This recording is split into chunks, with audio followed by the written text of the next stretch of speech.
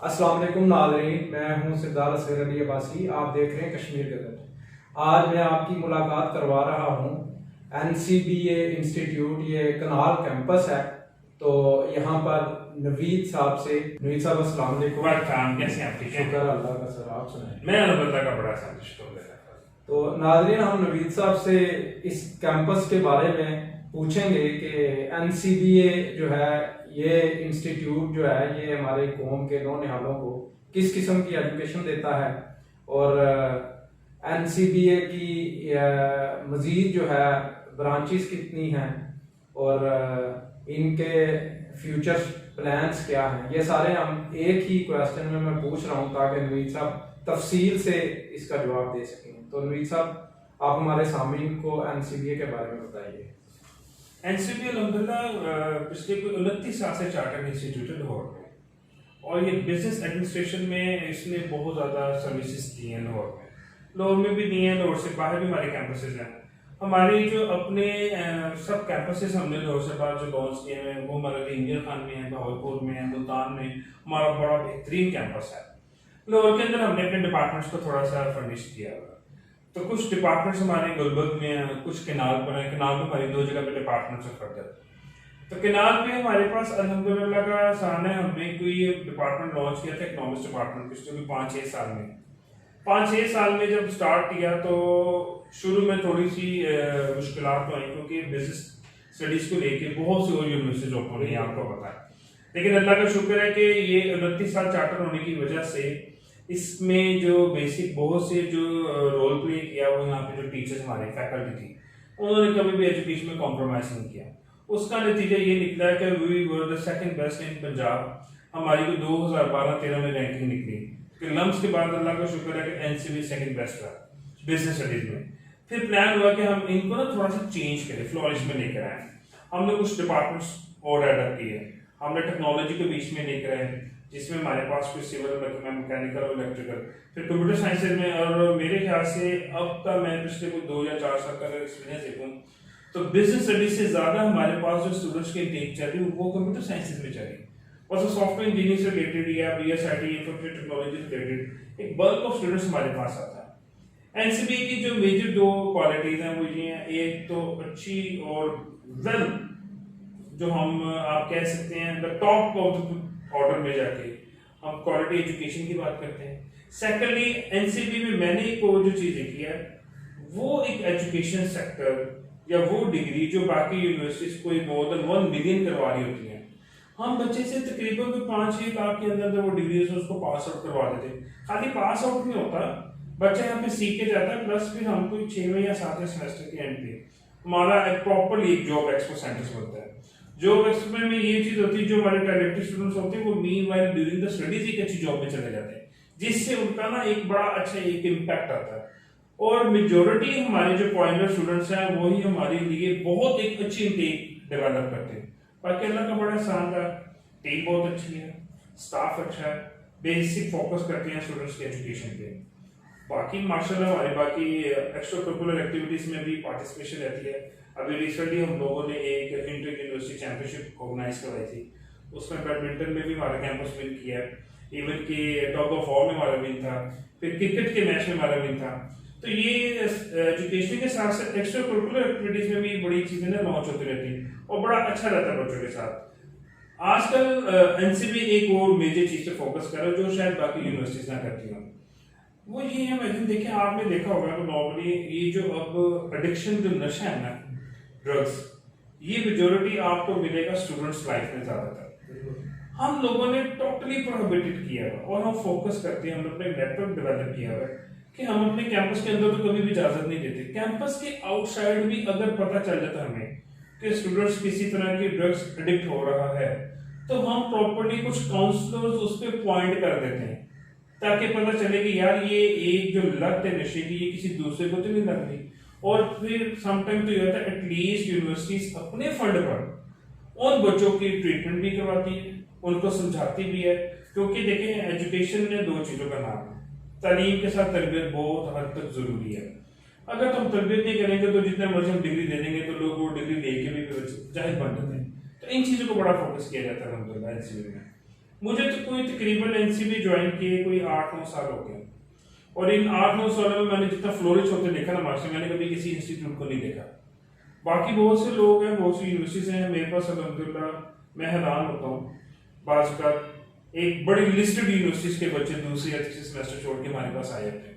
जब आते हैं तो फिर मैं हंसता हूँ, फिर मैं उनसे डिस्कस करता हूँ, बेटा कोई बड़ी बड़ी शीशे वाली बिल्डिंग में भी एजुकेशन मिलती, आ जाके आपको सारी चीजें समझ आ जाती। तो एक अच्छा एक अभी तक अल्हम्दुलिल्लाह एक्सपीरियंस भी है, और इनकी जो रिक्वायरमेंट्स हैं, जो इनकी क्वालिटीज हैं, या इनकी जो जेडीज हैं, उनको बड़ा अच्छा मीटअप करने का ना बड़ा मजा आता है। टेक अभी भी अल्हम्दुलिल्लाह मेरे ख्याल से शायद अभी परसों चौथ हमारी ज्वाइंट यूनिवर्सिटी की मीटिंग्स आपस में बैठी थी, तो वहाँ पे भी डिस्कस कर रहे थे। तो मेरे पास जो नंबर्स आए हैं अल्हम्दुलिल्लाह फॉल के भी मोर देन ऑलमोस्ट 30% इंक्रीज ही है बाकी लिस्टेड यूनिवर्सिटी से। इस दफा भी अल्हम्दुलिल्लाह फिर एक बड़ी सी चीज हुई है, आपको पता लॉकडाउन में बड़े मामला थे सब कह रहे हैं, तो टॉप 10 यूनिवर्सिटीज में एनसीबी ओवरऑल पाकिस्तान में 7 नंबर पे ऑनलाइन क्लास डिलीवर करने पे। इनमें गवर्नमेंट सेक्टर यूनिवर्सिटीज भी हैं, इनमें प्राइवेट सेक्टर यूनिवर्सिटीज भी हैं। तो ये अल्हम्दुलिल्लाह बड़ी एक अचीवमेंट थी कि लॉकडाउन की सूरत में ऑनलाइन क्लासेस में जहाँ पे बच्चे को कोई कॉन्सेप्ट डेवलप नहीं हो पा रहा, समझ नहीं आ पा रहा, हम लोगों ने क्या किया, ऑनलाइन क्लासेस के साथ साथ टीचर्स को यहाँ पे रखा, कोऑर्डिनेटर को रखा, ताकि ड्यूरिंग द लॉकडाउन में अगर बच्चों को फिर से कोई प्रॉब्लम आ रही है तो दे कम ऑप्शन, हम उनको प्रॉपर्ली मैनेज करते हैं और उनको ऑर्गेनाइज करके काउंसलिंग भी कर देते हैं। तो एक बड़ा एक अच्छा सिस्टम है और ये बड़ी उम्मीद भी इंशाल्लाह ये चलता भी रहेगा। नवीद साहब, आपने 2-3 बातें बड़ी अच्छी की। एक आपने ड्रग्स एडिक्टिंग की जो बात की है, जिस जगह पे आपका कैंपस है, और इस कनाल व्यू जो ये इसकी जितनी भी दोनों साइड पे रोड्स हैं, इनके जितने अंडरपासेस हैं और इनके साथ जो ग्रीन बेल्ट्स हैं, आप ज़ाहिर आपका तो रोज उनसे सामना होता है, तो आप देखते हैं कि वहाँ हमारी कौम के नौजवान बच्चे बच्चियाँ, यानी आप बच्चियाँ भी वहाँ पे नजर आती हैं, तो ये इस नशे की लत में जो है ये मुब्तला हो चुके हैं। इस पे मुख्तलिफ जो इस हवाले से प्राइवेट ऑर्गेनाइजेशंस हैं वो भी काम कर रही हैं, और साथ ही साथ जो है वो गवर्नमेंट भी इस पे काम करती है। ये पिछले कुछ दिनों में तो ऐसी वो मीडिया में रिपोर्ट्स भी हैं जिसमें उन्होंने यहाँ से कुछ जो ऐसे एडिक्टेड बच्चे हैं उनको उठाया और उनको मुख्तलिफ सेंटर्स में ट्रीटमेंट के लिए भेजा है। लेकिन ये इतनी वो बुरी लानत है कि ये हमारे माशरे को आहिस्ता आहिस्ता जो है मजीद अपना शिकार बना रही है। आपके इकदाम जो हैं ये इंतहाई अच्छे हैं। इससे एक तो वालिदैन जो है उनको रिलीफ मिलेगा, क्योंकि उनके पास बेशुमार मसाइल हैं, तो वो अपने बच्चे को जब इस इंस्टीट्यूट में भेजते हैं तो उन्हें ये पता है कि ये इंस्टीट्यूट जो है ये मुकम्मल तौर पे बच्चे की जो उसकी तरबियत है उस पर भी तवज्जो दे रहा है, तो उससे जो है उन्हें एक और परेशानी से छुटकारा मिलेगा। सर मैं आपको बताता हूँ, अभी जो अपने नाल की बात कर रहे थे ना, ये असल में इन पे जितना पुलिस ने एक्शन किया वो हमारी रिक्वेस्ट पे हुआ। अच्छा। हमने थाना शादमान पहले एसएचओ को एप्लीकेशन दी कि यार ये कुछ मामले खराब होते जा रहे हैं हमारी यूनिवर्सिटी से, बच्चे खराब ना हो जाए, बाकी भी बाहर से बड़े लोग नशे भंगी आ गए थे। फिर एसपी साहब से मीटिंग की कि भाई अगर आप नहीं इजाजत देते तो फिर हमें इजाजत दें, हम तो कुछ ना कुछ करें।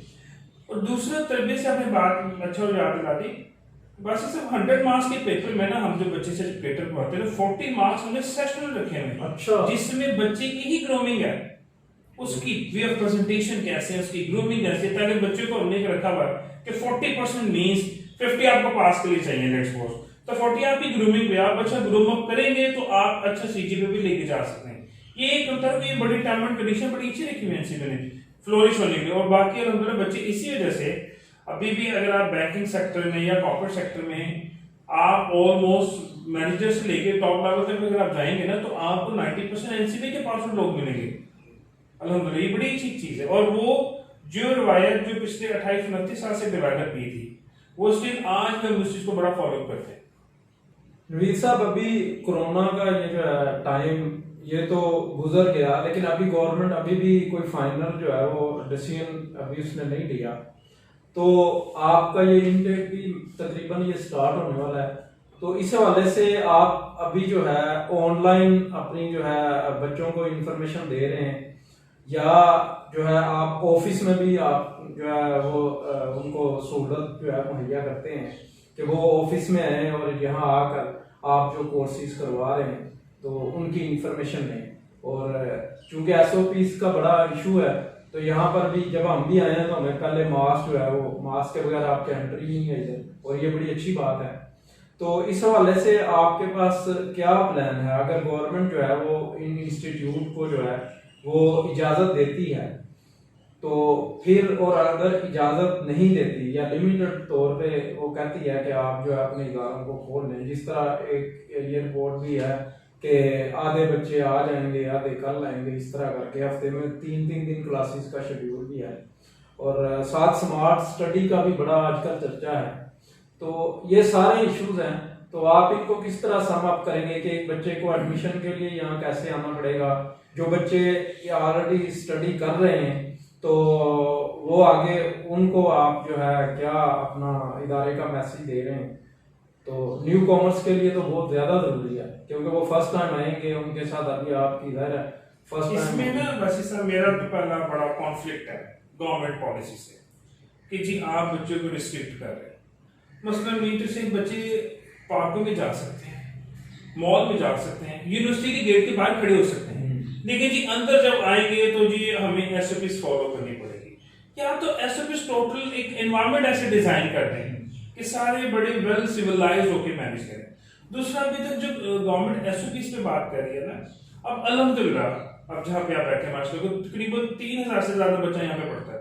अगर हम एसओपीज पे जाएंगे तो ये बहुत लेंथी बात हो जाएगी और ये इसको कैटर करना एक आसान चीज नहीं, फिर क्वालिटी ऑफ एजुकेशन में बड़ी प्रॉब्लम आएगी।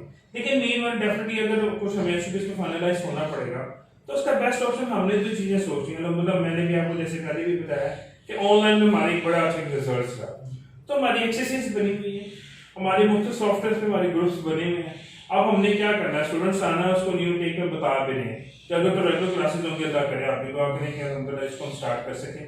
अगर नहीं होती तो हाउसेस बने हुए प्रॉपर्ली कोऑर्डिनेटर्स हैं बच्चों के साथ, काउंसलिंग के लिए टीचर्स बैठे हुए हैं, हम लोग यहाँ पे बैठे हुए हैं कि अगर इन केस प्रॉब्लम आती भी है तो जिन्होंने स्टार्ट नहीं है ना उन लोगों को आता है, क्योंकि उनको इंटरेक्शन नहीं है। तो इंटरेक्शन के लिए वी ऑल वर देयर। अल्हम्दुलिल्लाह कोई आता है उसको डिस्कस करते हैं, उसको बताते हैं कि आपको स्टिल प्रॉब्लम आ रही है। अभी ऐसा ही हुआ कि लास्ट सेमेस्टर में जब एकदम सडन लॉकडाउन हुआ तो स्प्रिंग सेशन जब हमने स्टार्ट किया तो शुरू में सॉफ्टवेयर इंजीनियर्स के जो बच्चे थे उनको मस्का आना स्टार्ट हुआ कि सर हमें समझ नहीं आ रही क्या इंट्रोडक्शन है, कौन सा टीचर कौन सा नहीं। फिर हमने क्या किया, तकरीबन एक माह बड़ी मुश्किल से गुजारने के बाद हमने यहाँ पर टाइम सेटअप किया कि भाई अगर आपको प्रॉब्लम है तो आप इंडिविजुअली डिस्कस कर सकते हैं। बच्चे आते थे इंडिविजुअली प्रॉब्लम लेकर आते थे, किसी को सैलरी में मसला है, किसी को क्विज में मसला है, तो उनकी प्रॉब्लम सॉल्व कराते थे, क्योंकि ये सबके साथ साथ है। क्योंकि ये हरगिज नहीं है कभी भी एनसीपी का प्लान कि जी क्वालिटी एजुकेशन में कॉम्प्रोमाइज करके तो चले जी कोई मामला ऐसा हो रहा तो सिस्टमेटिकली सबको करें। अभी भी आप ये देखें गवर्नमेंट सेक्टर यूनिवर्सिटीज ने या गवर्नमेंट सेक्टर क्राइटेरियन इंस्टीट्यूट ने बच्चों को प्रमोट किया विदाउट पेपर्स। हम लोगों ने प्रॉपर बच्चों से पेपर्स लिए हैं कि भी हम ऐसे प्रमोट नहीं करेंगे, बगैर पेपर के प्रमोट करते इसका मतलब आपके एजुकेशन का वो लेवल नहीं रहता। हमने वो लेवल मीटअप करने के लिए हमने प्रॉपर्ली अपनी सेंटर्स डेवलप किए, वो हमने अपने ई कॉन्टेक्ट पे डेवलप किए, सारी मेजर चीजें रखी और हम लोगों बच्चों से पेपर भी लिए। इसी तरह अब अगर बच्चे स्टार्ट होते हैं और स्टिल जैसे लग रहा है कुछ बातें ऐसी हैं कि माइट बी पॉसिबल कि ऑनलाइन ही चले। अगर ऑनलाइन चलते तो यार मतलब ऑलमोस्ट हम एक्सरसाइज में तो हैं, मजीद बच्चों को दोबारा एक्सरसाइज में लेकर जिनको मसला होगा हम यहाँ पे बैठे और सारी चीजें हैं, तो कोई इशू नहीं है। आपको तो इसलिए कोई मसला नहीं है कि सॉफ्टवेयर इंजीनियर आपके पास हैं, बिल्कुल, और आपका शोबा भी वही है, बिल्कुल ऐसे ही। आपके दोनों शोबे, एक तरफ अकाउंट्स तो दूसरी तरफ सॉफ्टवेयर इंजीनियरिंग, दो ऐसे शोबे हैं जो रूम के अंदर ही बैठकर बच्चों को आप एजुकेशन देते हैं और रूम के अंदर ही बैठकर बच्चे को एजुकेशन देते हैं। तो इनको मैं अपने उस व्यू से देखूं तो ये खुशक से दो शोबे हैं। नहीं, मैं आपको सुनील की बात करता हूँ। हमारे पास यहाँ पे एक और डिपार्टमेंट भी है जिसमें हम टेक्सटाइल डिजाइन ग्राफिक्स करवाते हैं। ये तो प्रैक्टिकल है। अभी मैंने आपसे बात की थी, हमारे पास कुछ ऑलमोस्ट कुछ 1000+ स्टूडेंट्स हैं जो टेक्नोलॉजी पे बेस कर रहे हैं। वो सिविल में जा रहे हैं, इलेक्ट्रिकल में करें, मैकेनिकल में करें, और आपको पता है ये बगैर प्रैक्टिस हो ही नहीं सकता। ये उनके अंदर की चीजें नहीं है। उनके लिए भी हम प्रॉपर प्लान अप करते हैं, उनके साथ डिस्कस करते हैं, बैठते हैं, हर चीज उनको एक्सप्लेन करते हैं। हमने अगर मेरे ख्याल से हमारे पास अगर मैं टीचिंग फैकल्टी की बात करूं कि मेरे पास लेट्स सपोज अगर 80 टीचर थे ना, तो लॉकडाउन में हमने तो 120 टीचर हायर किए हैं कि 80 वो बोले थे 40 और किए ताकि वर्कलोड किसी पे ना बढ़े। और डेफिनेटली जब लोकल मसला बना तो कौम को साथ देने के लिए सबकी जिम्मेदारी थी, और अल्लाह का बड़ा शुक्र है कि एनसीबी ने इसी में बड़ा सा पार्टिसिपेट किया। बाकी तो सारे मामले चलते रहते हैं। नहीं, मेरा क्वेश्चन और था, मैं ये कहता था कि ये ऐसे सब्जेक्ट्स हैं जैसे हम दीगर कॉलेजेस में जब हम लोग जाते हैं तो जैसे एफएससी है, एफए है, उनमें बच्चों के पास जो है नसाबी के साथ गैर नसाबी सरगर्मियों के लिए टाइम ज्यादा होता है। बिल्कुल ऐसे ही। आपके सब्जेक्ट्स ज्यादा हैं और फिर ये टोटली जितने सब्जेक्ट्स हैं सबसे ज्यादा ब्रेन जो है इन पे इस्तेमाल होता है, और पाकिस्तान चलता भी इसी सिस्टम इसी पे चलता है, क्योंकि अब तो दुनिया भी जो है, दुनिया में वार भी यही शुरू हो गई है। तो आप अपने इस इदारे में बच्चों को हेल्थी एक्टिविटीज जो हैं वो जैसे दीगर इदारे करते हैं, उसमें वो महफिल मुशायरा करवा देते हैं, उसमें वो सालाना स्पोर्ट्स गाला करते हैं, तो आप अपने इन इदारों में इस तरह के इवेंट्स जो हैं वो करते रहते हैं? अल्हम्दुलिल्लाह, मैंने भी आपको जैसे पहले डिस्कस किया, हमारी एक्स्ट्रा करिकुलर एक्टिविटीज पूरा कैलेंडर ईयर डेवलप है।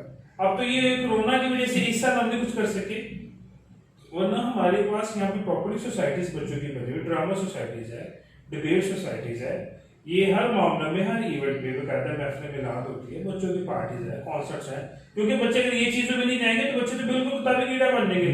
और वो आजकल लोगों के साथ मीटअप करने के लिए जरूरी है कि उसके पास एक्स्ट्रा एक नॉलेज, एक एफर्ट जरूर, उसके लिए मेरी सारी बात इस तरह नहीं बस कर सके, वरना स्पोर्ट्स हमारा इतना अच्छा होता है। मैंने अभी आपसे जैसे बात की कि इंटर कॉलेज चैंपियनशिप जो विन की है, वो तो तकरीबन 15 से 20 दिन कंटिन्यू चलते हैं, कल्चर डे चलता है, फिर हैवलर नाइट है, ये चीजें तो साथ साथ हैं। इसमें बॉन फायर, फिर फर्दर हम अपनी बच्चों की डिबेट कंपटीशंस करवाते हैं, और कंपटीशन में जाके बच्चा डेफिनेटली अपनी ग्रूमिंग को और बड़ा अच्छा इंप्रूव करता है। फिर अभी हमारे पास हर साल जो मैंने भी डिस्कस किया ना, हमारा टेक्सटाइल डिपार्टमेंट है फैशन का, हम अनहमरा में इनकी हर साल एक एक्सपो करवाते हैं जहाँ पे इनके वर्किंग के डिस्प्ले होते हैं, और अल्लाह का शुक्र है लाहौर के बड़े लिस्टेड ब्रांड से लोग वहाँ पर आते हैं, और बहुत स्टूडेंट्स वहीं से हमारे जॉब में कन्वर्टेड हो जाते हैं। तो ये एफर्ट चलती रहती है।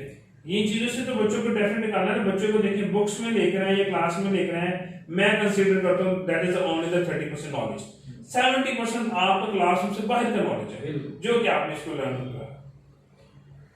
आजकल के दौर में बच्चे के पास गैर नसाबी सरगर्मियों में टाइम कम है और सोशल मीडिया टूल्स पे टाइम वो ज़्यादा इन्वेस्ट करता है, तो आप बाहसीयत टीचर, जाहिर है आप इतने बड़े इदारे को मैनेज करते हैं, तो उसमें ये टीचिंग का प्रोफेशन जो है वो आप में कूट कूट कर भरा होगा, बेशक एडमिनिस्ट्रेशन दीगर मैटर्स हों, तो आप क्या समझते हैं कि जो बच्चे आजकल सोशल मीडिया यूज़ करते हैं, तो सोशल मीडिया पर उनको महज़्ज़ब रवायात का अलमबरदार बनाने के लिए एक उस्ताद को क्या तरबियत शादी करना चाहिए?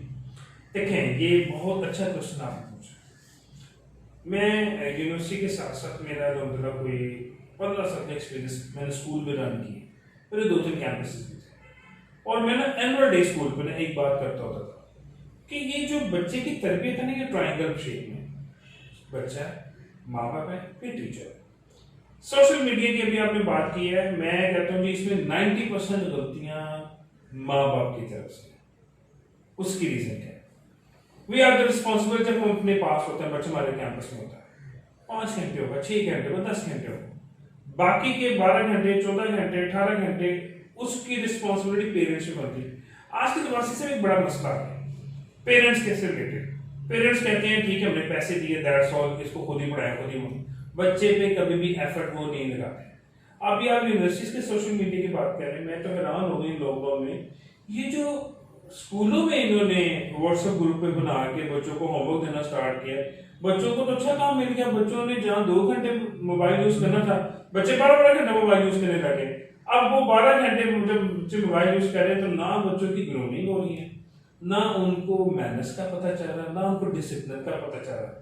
अब सोशल मीडिया की जो एक बैड हैबिट है ना, वो बच्चा क्या करता है, यूनिवर्सिटी कॉलेज में आने से पहले घर से ले आता है, जो मैं सो ड्यूटी से होस्ट वो सवाल को मेरे से करा दूं, लेकिन ऐसा नहीं, दुरुस्त बात है, जब तक वालिदैन उस पर फोकस नहीं करेंगे। अब हम क्या करते हैं, सोशलाइज। अब एक कॉमन सी बात है, आजकल के दौर में क्लास में पढ़ाने के लिए मैं कहता हूं कि टीचर को एक अच्छा एक्टर होना पड़ता है। अगर आजकल आप टीचर अच्छा एक्टर नहीं है ना, तो शायद उसको सब लगेंगे सर इसकी हमें समझ नहीं आती। एक्टर की सेंस में कि उसने अपनी बात भी दिल में बैठा देनी है, दिमाग में भी बैठा देनी है। दिमाग में उसने आपकी तालीमी निसाब को बैठाना है और दिल में ये बेसिक जो तरबियत है वो उसको बैठानी है। उसके लिए कुछ कोई प्रॉपर एक्ट करना पड़ता है।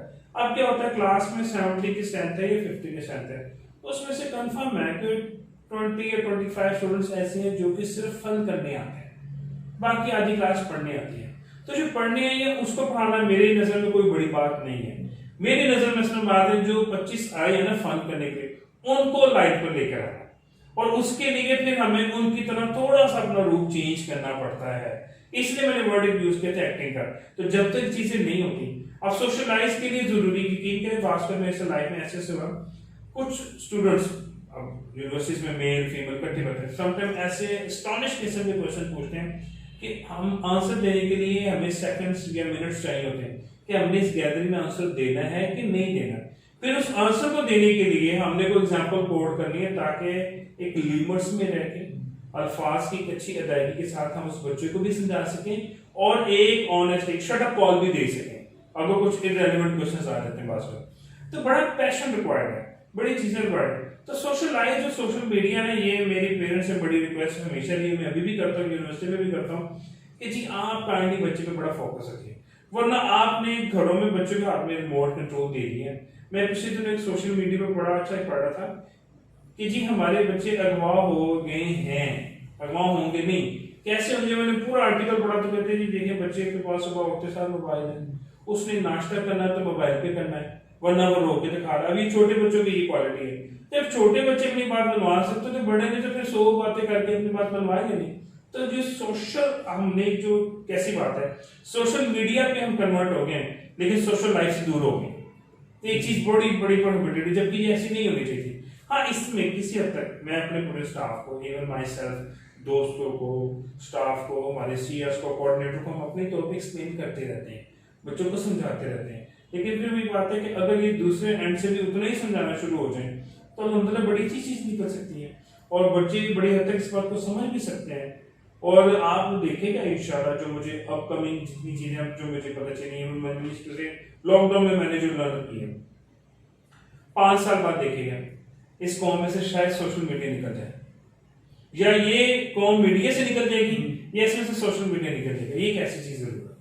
बाकी ये तो करंट जो सिचुएशन है उस पर हम गुफ्तगू कर रहे थे, तो आप हमें ये बताएंगे कि आप अपने इस लड़कपन के दौर से जब गुजरे तो उस वक्त ये मुआशरा किस स्टेज पर खड़ा था और आज आप जिस स्टेज पे हैं उस मुआशरे ने आपको इस स्टेज पर पहुंचाने के लिए क्या किरदार अदा किया? बाहसीयत टीचर, बाहसीयत उस पेरेंट्स और बाहसीयत कम्युनिटी। बड़ा अच्छा क्वेश्चन आपने किया। मैं जब खुद एज ए स्टूडेंट था, I was student in Haley college of commerce, तो वहां उस टाइम ना बैड हैबिट्स कौन सी होती थी? स्मोकिंग करना एक बैड हैबिट थी, या घर में रात 11 बजे लेट जाना एक बैड हैबिट थी, ड्रग्स तो बड़ी दूर की बातें थी, या आप लड़की शड़की को चक्कर तो ये बैड हैबिट्स कंसिडर की जाती थी। अब के दौर में जब कंपैरिजन करते हो तो ये कहते हैं अच्छा हमारा बच्चा यही करता और कुछ नहीं करता, जो कि छोटी गलत चीज है। मैं अल्हम्दुलिल्लाह हुआ ऐसे मेरे साथ एक बड़ा अच्छा इंसिडेंट था जिसने मुझे बड़ी मोटिवेशन दी। पहला इंसिडेंट तो मेरी लाइफ में ऐसा हुआ कि इंटर के बाद मेरे ना वालिद साहब रेलवे से रिटायर थे, वो मुझे ना फीस सबमिट करवाने आए ना, तो उन्होंने प्राइस बॉन्ड दिए, मैं साथ होकर खड़ा था, अकाउंटेंट को उन्होंने जमा कराया, तो अकाउंटेंट के अल्फाज से कि जी आपने प्राइस बॉन्ड भेजी कैसे दें, तो उन्होंने कहा था कि जी ये जो प्राइस बॉन्ड है ना, ये तो कागज में असल मेरा प्राइस बॉन्ड जो मेरे साथ है। उनकी ये बात मेरी वालिद साहब बिल्कुल इतनी लगी कि गरीब बंदे की ख्वाहिश होती है कि उसका कभी प्राइस बॉन्ड खोल जाए। तो फिर मैंने घर जाते तो सोचा कि यार जिंदगी में कभी कुछ ऐसा जरूर बने कि मैं अपने वालिद साहब को ये कह सकूं कि जी चलता फिरता प्राइस बॉन्ड ओपन हुआ। लेकिन कह फिर इतनी अच्छी तो मैं ही नहीं कहता, दिन रात मैंने मेहनत की है, लेकिन दिल में एक चीज लगन जरूर थी फिर अल्लाह का बड़ा एहसान हुआ, यूनिवर्सिटीज में गए, कॉलेज में टीचिंग स्टार्ट की, एकेडमीज पढ़ाना, स्कूल्स, यूनिवर्सिटीज। तो एक अल्हम्दुलिल्लाह का एहसान है कि एक दिन फिर ऐसा है कि मेरे वालिद साहब ने फिर मेरे से बहुत मोहब्बत का इजहार किया। फिर मैं उनके साथ अल्लाह का शुक्र है दुआ की, एक उम्रा भी हमने अदा किया। बड़ी अच्छी मेरे साथ दोस्ती है माशाल्लाह, अल्लाह पाक उनके हमेशा जो साया सर पे रखे। तो वो आज बड़े खुश होते हैं जब कभी बाहर मिलते हैं तो, या उन्हें कोई स्टूडेंट मिल जाता तो उन्हें बड़ी आगे से रिस्पेक्ट मिलती, तो वो फिर कहते हैं कि यार ये मेरा प्राइस बड़ी ओपन हो गया है। तो ये चीज़ बड़ी अच्छी मोटिवेशन जो असल में मुझे है ना, वो मेरे उन वालिदैन की, वालिद साहब के ना अल्फाज है। फिर मेरी मास्टर वालदा, अल्लाह का शुक्र है, एक ही उन्होंने ना बस चीज़ ये में डाली हुई थी कि बेटा अगर कुछ करना है ना तो कुछ एक्स्ट्रा ऑर्डिनरी करना, वरना ऑर्डिनरी करने की कोई जरूरत नहीं है। तो मैं इवन के अपने स्टूडेंट्स को भी मिसाल देता हूँ कि बेटा एक ही दरख्त के मारते जब टूट के गिरते हैं किसी फल वाले के पास, तो उसमें से अच्छे अच्छे वो साइड में साफ कर देता है, दूसरों को एक अलग सी ढेरी सी बना देता है, ठीक है। अब वो क्या करता है, जब उससे कोई ग्राहक पूछता है तो वो कह देता है जनाब ये 200 रुपये दर्जन है, तो ये 80 रुपये दर्जन है वो एक ही दरख्त के, लेकिन स्पेशलिटीज क्या होती है। तो ये बच्चों को नॉलेज में आ जाती है कि लाइफ में एक बच्चे बात से क्वेश्चन पूछते हैं कि जी स्कोप किस चीज का, तो मैं इनको एक सिंपल सा आंसर देता हूँ कि बेटा स्कोप भागने का, अगर आप अच्छा भाग सकते हो ना, मैट्रिक ना भी दिया तो आप ओलंपिक में गोल्ड मेडल ले सकते हो। तो ये आपकी अपनी स्किल्स पे है, अगर आप अपनी अच्छी स्किल्स को डेवलप कर लेते हैं तो स्कोप ही स्कोप है, वरना आप जितनी मर्जी डिग्री सर पे उठा के ले भी जाएंगे तो अगर स्किल नहीं है तो उसका कोई फायदा नहीं है। तो बस ये कुछ चीजें नहीं जो लाइफ में अल्हम्दुलिल्लाह वो फिर लड़कपन से स्टार्ट होते होते थे। फिर टीचिंग हमारी माशरे में बासी साहब एक ऐसे प्रोफेशन है, शायद कोई 2% लोग होंगे जो कहेंगे यार मैं बस टीचिंग मेरा शौक था, नहीं तो हाँ साथी तौर पर टीचिंग में आते हैं। और मैं इस माशरे में रहते हुए प्राइवेट सेक्टर टीचर्स के लिए बड़ी दिल से तकलीफ निकलती है कि हम लोग एक शुगर की तरह टीचिंग हम लोगों में इंजेक्ट हो जाती है। 5 साल टीचिंग करने के बाद कोई बंदा टीचिंग से बाहर भी नहीं निकल सकता, और देखें कितना एक गलत एक इम्पैक्ट निकलता है। मैं सोचता हूँ कि कोई भी प्राइवेट सेक्टर टीचर अगर है स्कूल में, कॉलेज में, यूनिवर्सिटी में, वो बाइक को किक मारता बाहर जाता, खाना खास उसका एक्सीडेंट होता है तो कोई कंपनसेशन नहीं है ना यूनिवर्सिटी की तरफ से नॉर्मली आ रही है, कॉलेज कोई 20% यूनिवर्सिटी होते जो कंपनसेट करते हैं, वरना नहीं पूछते। अब लॉकडाउन में देखें सबसे बुरा हाल प्राइवेट सेक्टर टीचर्स का हुआ, कोई अकेडमी पढ़ा रहा था, कोई होम ट्यूशन पढ़ा रहा था, कॉलेजेस बंद हुए, उन्होंने उनकी सैलरीज बंद की, जाहिर बात है डाउन साइजिंग स्टार्ट हुई, अकेडमी उनकी गई है, ट्यूशन उनकी गई है, और यकीन करें इतने के मुश्किल हो रहे थे टीचर्स के लिए। बाकी लोग अगर उनकी नौकरियां नहीं है या लॉकडाउन रहा तो किसी ने पेपर भी बेचे हैं, किसी ने फ्रूट्स भी बेचे हैं, किसी ने बाकी मामले भी किए, लेकिन टीचर एक मास्टर में बड़ा इज्जतदार और एक खुददार किस्म का एक पर्सनैलिटी किरदार होता है, वो किसी के आगे हाथ नहीं फैला सकता। तो हमें चाहिए हम अपने माशरे में प्रॉपरली वाकई टीचर को रिस्पेक्ट देना स्टार्ट कर देंगे तो ये कौम एक अच्छी तरीके से एक मेहमान के तौर पर तैयार होगी, वरना जो मामला था ना वो बड़े अजीबोगरीब किस्म के हैं। और पहले यकीन करें जब हम लोग पढ़ते होते थे या हमसे पहले भी, तो हमारे वालिदैन टीचर की इज्जत करते थे जिसकी वजह से हम भी इज्जत करते थे, उन्होंने शुरू में भी समझाया। आजकल के 80% पेरेंट्स ने कभी भी बच्चे को सिखाया नहीं है कि बेटा टीचर की इज्जत करनी है। वो बच्चे को पैसे देके देते हैं, भेजते हैं, और बच्चे के जहन में होता है कि जी मैं जैसे किसी दुकानदार से चीज लेने गया हूँ, नहीं जगह तो मैं किसी और से ले लूंगा। तो सेम लाइक दिस वो टीचर को भी ऐसे ट्रीट कर रहे थे कि भाई हम तो यहाँ पे पैसे देके पढ़ते हैं, नहीं करेंगे तो हम किसी और जगह चले जाएंगे। तो वो बच्चे कभी भी लाइफ में होता ही नहीं है कि अगर उन्होंने कभी पेरेंट्स ने उनको अपने बच्चों को नहीं सिखाया कि कैसे टीचर की इज्जत करनी, तो कभी कामयाब भी नहीं रहते। मेरी अपनी लाइफ में बड़े अच्छे एग्जाम्पल रह गए हैं, समझाते थे कुछ बच्चों को कि बच्चों इन चीजों की रिस्पेक्ट करें, बाकी लोगों को रिस्पेक्ट करें, टीचर्स की करें। जिन लोगों ने नहीं टीचर की रिस्पेक्ट की आज वो उसी तरह खजल खुआर कर रहे हैं, और अगर वो कहीं 2-4 हज़ार 5,000 या अच्छा बिजनेस भी कर रहे हैं, पैसे कमा भी रहे हैं, तो उनको ज़हनी सुकून नहीं है। तो टीचर की रिस्पेक्ट के लिए बहुत ज्यादा जरूरत है दोबारा से वालिदैन टीचर की रिस्पेक्ट कराना सिखाएं, क्योंकि टीचर वो पर्सनालिटी होती है जिसने आपके बच्चे की पूरी जिंदगी को चेंज कर देना होता है। अगर तो वो अच्छी तौर पे ले गया जिंदगी तो सुख भी आपके लिए, और अगर उसने ध्यान नहीं दिया तो जितनी मर्जी कोशिश करने आपको बच्चा पढ़ेगा नहीं है, मामला नहीं सेटल डाउन करेगा, डेवलपमेंट में नहीं जाएगा, तो वो भी फिर आपकी तरह इसी तरह रहेगा जैसे बाकी लोग हुए थे। आपकी ये जो मुआशरे के एथिक्स की बात है, तो इसमें सबसे बड़ा जो फैक्टर है वो है मादियत परस्ती। बिल्कुल आपकी सही बात है। आज का जो वालिद है वो अपने बच्चे को एक अच्छा तालिब इल्म नहीं देखना चाहता, वो अपने बच्चे को एक अच्छा बिजनेसमैन देखना चाहता है, एक अच्छा उसको लीडर देखना चाहता है। यानी उसके दिल में जो ख्वाहिश है, अगर वो चाहता है कि मेरा बच्चा डॉक्टर हो, तो वो अपनी उस ख्वाहिश को पूरा करने के लिए अपने बच्चे को भी वक्त नहीं देता, वो वक्त भी उस ख्वाहिश के ताबे रखता है। अब 2-2 3-3 जॉब्स भी करते लोग मैंने देखे हैं, लेकिन उसके बच्चे के अंदर वो स्किल नहीं होता। और मैं समझता हूँ कि आज के दौर में सबसे बड़ी खराबी भी ये है कि अगर एक बच्चा जो है उसके अंदर एक अच्छा वकील बनने की ख्वाहिश है या एक अच्छा वकील बनने की एबिलिटी है, तो वालिदैन उसको ज़बरदस्ती डॉक्टर बनाना चाहते हैं।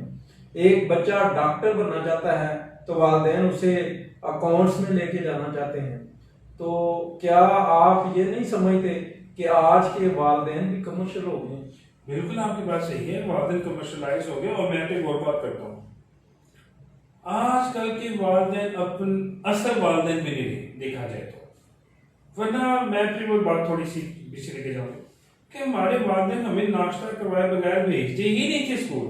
आजकल क्या होता है जी, वो नाश्ते के बगैर बच्चा उठता है, उसकी वजह ये है कि माँ बहुत कम तो नमाज पढ़ रही होती है फजर टाइम, वो खुद भी उसी टाइम उठती, उसको यूनिफॉर्म चेंज कराती, साल लंच बॉक्स देती, वो चले पहला खलूस तो माँ का ईमान खत्म हो गया। प्लस उसने इसको फिर बच्चे को पैसे भी दे देने की चीज भी खा रही। इवन के बहुत से ऐसे लोग जो गलत गलत करते हैं कि बच्चे की डायरी के पैसे हो, सेपरेट स्कूल लाइफ में कॉपीज के हों या उसकी फीस के हो, तो उसको ही दे देते हैं। आप कम से कम अपने बच्चे के इंट्रोडक्शन के लिए डेवलप तो करें। पास साहब आप भी जानते होंगे बचपन में हमारे वालिदैन क्या करते थे, छोटे होते हमें हमारी मुझे इसी तरह याद है, हमारी माँ हमें गोद में बैठा के कुरान पाक की तिलावत करती होती थी, हमें वो चीजें सिखाई जाती थी, कोई कोई 5-6 कलमे घर से सीख जाते थे। आजकल बच्चों को पता ही नहीं है। आजकल बच्चे का मसला क्या है जी, वो जी पारा पढ़ाने के लिए भी कारी साहब आ रहे हैं, ट्यूशन के लिए भी जी वो कहीं कोई ना कोई ट्यूटर आ रहा है। तो फिर माँ बाप का रोल क्या है? जब तक माँ बाप अपना रोल नहीं करेंगे तो बच्चों को जेहन में शुरू से वो बात आपकी ठीक है, मटेरियलिस्टिक कितना कर दिया गया। मटेरियलिस्टिक की वजह से ये होगा बच्चे के जेहन में फौरन से पहले उसमें डिजायर ऐसे डेवलप कर दी है कि बस पैसा कमाना है, ये नहीं सिखाना कि बेटा जायज कैसे कमाना है और नाजायज कैसे कमाना, लेकिन बस उसके अंदर एक रेस दे दी कि बस just you have to learn the how to earn the wealth, बस उसके अंदर मटेरियलिस्टिक ऐसी चीज आ गई। इसी वजह से आज का बच्चा तमीजदार नहीं रहा, ये आपको भी पता है। वरना तो लोग पहले तो ये होता था लाखों में कोई भी किसी का बड़ा भाई या बाप या मामा चाचा कोई आता तो वो सबका कॉमन होता था। अब तो रहा ही नहीं, अब तो घर में बच्चे आपकी बात नहीं सुनते, बाहर किसी की क्या बात सुनेगी। तो ये मसला फिर इसी तरह चलते चलते सोशलाइज होते होते हम बड़ी सी इररिलेवेंट चीजों में फंस चुके हैं। ये बातें तो इतनी अच्छी हो रही हैं कि अगर हम 2 घंटे मजीद भी करें बिल्कुल तो हम जो है इनसे नहीं निकल सकते, क्योंकि ये वो बातें हैं जो हम अपने दिल से करते हैं और हम इनकी ख्वाहिश रखते हैं कोई ऐसी सिटिंग हो। तो चूंकि हमारा वक्त जो है इस प्रोग्राम के हवाले से वो कलील है, तो मैं आपका बहुत मशकूर भी हूँ कि आपने इतना वक्त दिया। तो इस पूरी सिटिंग के इख्तिताम पर मैं आपसे एक ऐसा मैसेज जो है वो आज की यूथ के लिए लेना चाहता हूँ कि जो 2 चंद अल्फाज पर मुश्तमिल हो लेकिन उनकी जिंदगी को बदल दे। एक तंजीम थी स्टार फिश के नाम से, एनजीओ थी, उन्होंने एक प्रोग्राम कराया तो मैं वहां पे गया। उन्होंने ये कहा कि हमने इसको स्टार फिश क्यों रखा। वो जो उसका जो उस ऑर्गेनाइजेशन का फाउंडर था, उसने अपनी स्पीच में बताया कि मैं समुंदर के किनारे जा रहा था तो एक शख्स जो है वो समुंदर की लहरें आती थी तो बहुत सारी मछलियां वो साहिल पे आ जाती, और जब वो वापस लहरें चली जाती तो मछलियां, पानी नहीं होता था, तड़पती रहती, तो वो उठा उठा के फेंक रहा था। मैंने उससे कहा कि तुम ये मछलियां इनको उठा कर फेंक रहे हो, इनसे इन मछलियों को क्या फर्क पड़ेगा, ये तो लाखों की तादाद में है, तो तुम तो 100 की तादाद में भी नहीं फेंक रहे। तो उसने उसे आगे से ये जवाब दिया कि मुझे इन सब का नहीं पता, लेकिन ये जो मैं चंद मछलियां उठाकर वापस पानी में फेंक रहा हूँ, मैं समझ रहा हूँ इनकी जिंदगी बदल रही है। तो आप कौन सा ऐसा मैसेज देंगे कि हमारा आज का नौजवान जो है उसे फॉलो करे और उसकी जिंदगी बदल जाए? नौजवान के लिए तो एक सिंपल सा मेरे मैसेज दो लोगों के लिए, एक तो वालिदैन के लिए और फिर नौजवान नस्ल के। वालिदैन के लिए मेरा एक ही मैसेज है, खुदारा अपने बच्चे पे ध्यान देना स्टार्ट करें और ध्यान के लिए बाहर से लोग मत अपॉइंट करें, खुद उसको वक्त दें, खुद दें। और आप चाहे पढ़े लिखे हैं या नहीं है, लेकिन उसको वक्त जब देना स्टार्ट करेंगे आपकी नस्ल ही अच्छी होगी। आप अच्छा वक्त उसकी नस्ल अच्छी डेवलप करेगा, लेकिन आपका ना दिया हुआ वक्त वो नस्ल आपकी खराब कर देगा। और नौजवान नस्ल से यही बस मेरा एक सिंपल सा मैसेज है कि खुदा अल्लाह से लाजमी दुआ क्या करें कि अल्लाह ने आपको जिस मकसद के लिए बनाया है उस मकसद के लिए तो अल्लाह से दुआ कर सकते हैं ना। वो आपकी अलग बात है कि अल्लाह ने अगर आपको सोशलाइज के लिए बनाया हो तो आप सोशलाइज हो जाएंगे, आप मटेरियलिस्टिक के लिए बनाए तो मटेरियलिस्टिक हो जाएंगे, लेकिन कम अज कम अपनी डायरेक्शन को लाजमी क्लियर करें। क्योंकि बगैर मंजिल पे तो आपको पता है वो आवली मसाल है पे कि मछलियाँ या जो जहाज है वो तैरते रहेंगे लेकिन किस मंजिल तक पहुंचेंगे नहीं। तो must be focus your destiny point and start your journey, simple message. तो नवीद साहब आपका बहुत बहुत शुक्रिया, बड़ा अच्छा लगा इस फोरम पर आके। आप कह सकते हैं कि मेरी दिल की कुछ जो भड़ास है वो मैं निकालने का मुझे मौका मिला। नहीं, मेरी ख्वाहिश भी यही है कि हमें ये सोशल मीडिया टूल मिला है तो हम इसको जो है एक अच्छे तरीके से इस्तेमाल करें। तो अब तक अल्लाह का शुक्र है मैंने बेशुमार इंटरव्यूज किए हैं और तमाम इंटरव्यूज में एक ऐसा नुक्ता है, एक ऐसा पॉइंट है जो हर जगह पे डिस्कस हुआ और वो था तरबियत का।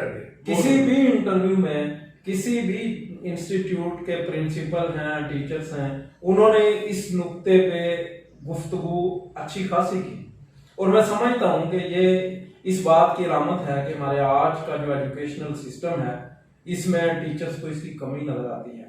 तो मैं इसी के साथ आपसे इजाजत चाहूंगा। बहुत तो नाज़रीन, अल्लाह हाफिज।